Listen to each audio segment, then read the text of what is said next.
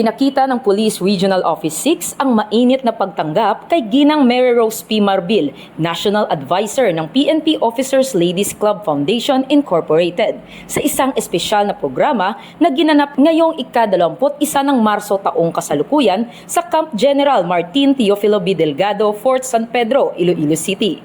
Pinangunahan ni Police Brigadier General Jack L. Wangki, Regional Director ng Pro-6, ang naturang pagtitipon kung saan isinagawa ang iba't ibang aktibidad tulad ng ribbon cutting, unveiling ng markers at unit logos, at ang inaugurasyon ng Pro-6 Mini Park.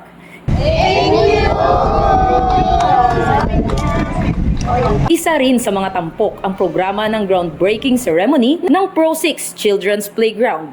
Itinampok rin ang selebrasyon ng Pro-6 Women's Month kung saan mayroong foot and back massage,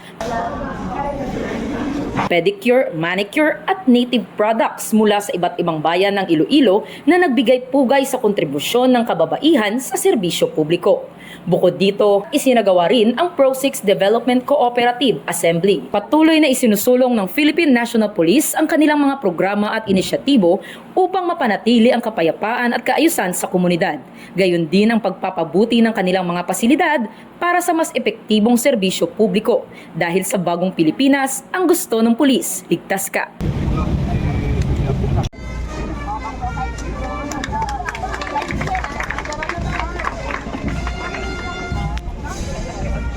Mula rito sa Police Regional Office 6, ako ang inyong PNN Correspondent Patrolwoman Justin May Halyores.